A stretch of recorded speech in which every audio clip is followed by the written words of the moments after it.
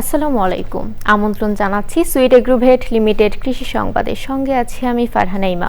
এখনকার সংবাদ আয়োজন একই সঙ্গে চ্যানেল আইর ইউটিউব চ্যানেল এবং চ্যানেল আইর ওটিটি প্ল্যাটফর্ম আইস্ক্রিনে লাইভ স্ট্রিম হচ্ছে। ঢাকার মিরপুর শেওড়াপাড়ায় এক ছাদে গড়ে উঠেছে ব্যতিক্রম এক প্রাণী সম্পদ খামার। শৌখিন কবুতর, বিদেশি মুরগি, ছাগল সহ নানা প্রাণীর সঙ্গে রয়েছে এক টুকরো ফলদ ছাদ কৃষিও। বিস্তারিত জানাচ্ছেন শাইখ সিরাজ।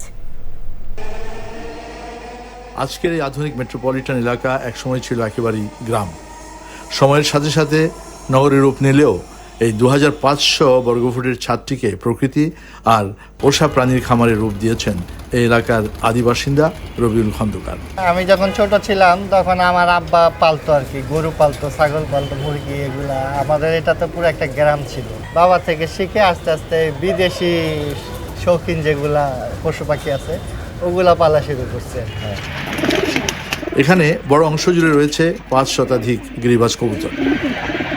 এগুলা সব আমার রেসার কবুতর, রেস করি আর কি। আচ্ছা আচ্ছা। আপনার মানে ক্লাব থেকে টুর্নামেন্ট চলে, ওই টুর্নামেন্টে আমি অংশগ্রহণ করছিলাম এবছর। 6 সাইটে 41 কিলো থেকে আমার কবুতরগুলো আসছে। 6 সাইট মানে 6টা জায়গা থেকে। 6টা জায়গা থেকে। এছাড়াও আছে বিদেশি জাতের শৌখিন মুরগি। এটা হলো সেরেমা। কোন দেশের এটা? এটা মালয়েশিয়ান। এর ঝুটি তো দারুণ। এটাকে হলো সিল্কি। এটা কি? এটা তো বিশাল। এটা আপনার ব্লু পলিশকার। এটা হলো আপনার ব্ল্যাক টেল ব্যান্থাম। আর এটা হলো হোয়াইট ব্যান্থাম। ও, এটা তো অনেক সুন্দর। রয়েছে রকমারি আমের গাছ। রবিউল খন্দকার তার বাড়ির ছাদে বিচিত্র পশু পাখি আর প্রাণী দিয়ে তৈরি করেছেন চমৎকার একটি খামার। এটি রকমারি পশু পাখি দিয়ে যে সৌন্দর্য বৃদ্ধি হয়েছে শুধু তাই নয়, তৈরি করেছে একটা বাণিজ্যিক সম্ভাবনা। ঢাকার মিরপুরের শেওড়াপাড়া থেকে শাইখ সিরাজ, চ্যানেল। এ নিয়ে বিস্তারিত প্রতিবেদন দেখবেন আগামীকাল বিকাল 3টা 5 হৃদয়ে মাটি ও মানুষের ডাক অনুষ্ঠানে। টানা বৃষ্টি আর পাহাড়ি ঢলে কিশোরগঞ্জে হাওরেও নেমেছে বিপর্যয়। একদিনে দেশের সর্বোচ্চ বৃষ্টিপাত হয়, তলিয়ে গেছে প্রায় 3000 হেক্টর জমির পাকা ধান। বোরো কাটার মৌসুমে এমন পরিস্থিতিতে দিশেহারা কৃষক। কিশোরগঞ্জ থেকে এসকে রাসেলের পাঠানো তথ্য ভিডিও নিয়ে রিপোর্ট করছেন জহির মুন্না। ধান কাটার মৌসুমে উৎসবের বদলে হাওরে নেমেছে চরম দুশ্চিন্তা। টানা বৃষ্টি আর পাহাড়ি ঢলে কিশোরগঞ্জের বিভিন্ন হাওরের নিচু জমি তলিয়ে গেছে, হারিয়েছে কৃষকের স্বপ্ন আর ভবিষ্যৎ। অষ্টগ্রাম, ইটনাপ, মিঠামইন, নিকলি, করিমগঞ্জ, হোসেনপুর ও বাজিতপুর উপজেলার প্রায় 3000 হেক্টর জমির পাকা ধান ক্ষতিগ্রস্ত হয়েছে। আমাদের 3 কানি গেছে, অলরেডি 2 কানি গেছে, আপনি গেছে আরেক কানি গেছে হিজা বাইরে রয়েছে। এটাও কাটা সম্ভব না। কলার মেঝে ধান আছে, ধানের মেঝে গেজা জ্বালাইতে থাকা, ধান ব্যস্ত পারতেছি না, রই দিতে পারতেছি না, কিছুই করতে পারতেছি না। 7 কানির মধ্যে মাত্র 1.5 কানিকে তুলছি, আর বাদ বাকি জমি তলায় যাইতেছে, পানি হয়ে গেছে এই পর্যন্ত। একটা মুনি লইলে এখন লাগে 1500 টাকা, কিন্তু ধানের দাম হইল আপনি 700 টাকা। বুধবার জেলায় সর্বোচ্চ 160 মিলিমিটার বৃষ্টিপাত রেকর্ড করা হয়েছে। এতে শুধু ধানের জমি নয়, ডুবে গেছে ধান শুকানোর খোলাও। অনেক এলাকায় ধান কাটার জন্য নামানো যাচ্ছে না হারভেস্টার, বজ্রপাতের শঙ্কায় পাওয়া যাচ্ছে না শ্রমিক। ব্যাপারী কইতাছে 600 টাকা মন ধান দিমু, আর ক্ষেতের মেঝে ধানগুলি মারাইতে গেলে আমরা নিচেও 1200 টাকার উপরে আমরা পড়তেছে। এইভাবে তো আমরা দিনকাল চলবে না। বৃষ্টি আবার তল করে নিয়ে গেছে, আমরা এখন কিভাবে ঋণ দিব, কিভাবে কি বাঁচবো, আমরা বাল বাচ্চা লই, আমরা কোনো আশা ভরসা নাই। কৃষি বিভাগ বলছে ক্ষতিগ্রস্ত কৃষকদের তালিকা করা হচ্ছে। জমির ধান 80% পেকে গেলেই দ্রুত কেটে ঘরে তোলারও পরামর্শ দেওয়া হচ্ছে। কৃষি বিভাগের পক্ষ থেকে আমরা প্রত্যেকটি ক্ষতিগ্রস্ত কৃষকের কাছে যাওয়ার চেষ্টা করছি এবং তার কাছ থেকে আমরা জানছি কার কতটুকু জমি ক্ষতিগ্রস্ত হয়েছে, সেই অনুযায়ী আমরা কৃষকদের তালিকা করছি। আশা করছি সদাশয় সরকার এই বিষয়ে একটি সিদ্ধান্ত নেবেন। চলমান দুর্যোগে চরম অনিশ্চয়তায় দিন কাটাচ্ছে হাওরের কৃষক। দ্রুত পরিস্থিতির উন্নতি না হলে ক্ষয়ক্ষতির মাত্রা আরও ভয়াবহ হয়ে উঠতে পারে।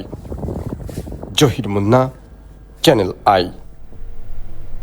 দুর্যোগ ব্যবস্থাপনা ও ত্রাণমন্ত্রী আসাদুল হাবিব দুলু বলেছেন, হাওরে ক্ষতিগ্রস্ত কৃষকদের দুর্নীতিমুক্ত নির্ভুল তালিকা করে সরকার পাশে দাঁড়াবে। সুনামগঞ্জে অতিবৃষ্টিতে সৃষ্ট জলাবদ্ধতায় ক্ষতিগ্রস্ত কৃষকদের প্রধানমন্ত্রীর পক্ষ থেকে খাদ্য ও আর্থিক সহায়তা বিতরণ কর্মসূচি উদ্বোধন করেন মন্ত্রী। মঙ্গলবার জেলার খরচার হাওরের ক্ষতিগ্রস্ত কৃষকদের সহায়তা তুলে নিয়ে 3 মাসের কর্মসূচি উদ্বোধন করেন তিনি। বিভাগীয় কমিশনার আফতাবুর রহমানের সভাপতিত্বে অনুষ্ঠানে ছিলেন কৃষি, মৎস্য ও প্রাণী সম্পদ মন্ত্রী মোহাম্মদ আমিনুর রশিদ, প্রধানমন্ত্রীর উপদেষ্টা রাশেদ আল মাহমুদ তিতুমির, সংসদ সদস্য কলিমউদ্দিন আহমদ মিলন, সংসদ সদস্য নুরুল ইসলাম নুরুল, সংসদ সদস্য কামরুজ্জামান কামরুল ও বিএনপির স্থানীয় নেতারা।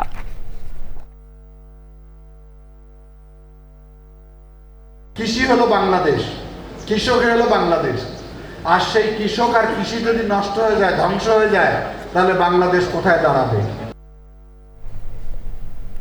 সাতক্ষীরায় আনুষ্ঠানিকভাবে শুরু হয়েছে আমের মৌসুম। জেলার আম ক্যালেন্ডার অনুযায়ী 5 মে থেকে শুরু হয়েছে গোপালভোগ ও গোবিন্দভোগ আমের বাজারজাতকরণ। সাতক্ষীরা সদর উপজেলার ফিংরি গ্রামে ইসমাইল হোসেনের বাগানে আম ভাঙা কার্যক্রম উদ্বোধন করেন ভারপ্রাপ্ত জেলা প্রশাসক বিষ্ণুপদ পাল। এবছর জেলায় আম উৎপাদনের লক্ষ্যমাত্রা ধরা হয়েছে 70,000 মেট্রিক টন। প্রথম ধাপে গোপালভোগ ও গোবিন্দভোগ আম পাড়া হচ্ছে। পরবর্তী ধাপে 15ই মে ভাঙা হবে হিমসাগর, 27 মে ল্যাংড়া ও 5 জুন ভাঙা হবে আম্রপালি আম। এর মধ্যে 100 মেট্রিক টন হিমসাগর ও ল্যাংড়া আম বিদেশে রপ্তানি হবে। বগুড়ায় শুরু হয়েছে বোরো মৌসুমের ধান সংগ্রহ অভিযান। শহরের চকসূত্রাপুর খাদ্য গুদাম চত্বরে ধান সংগ্রহ অভিযান উদ্বোধন করেন সংসদ সদস্য রেজাউল করিম বাদশা।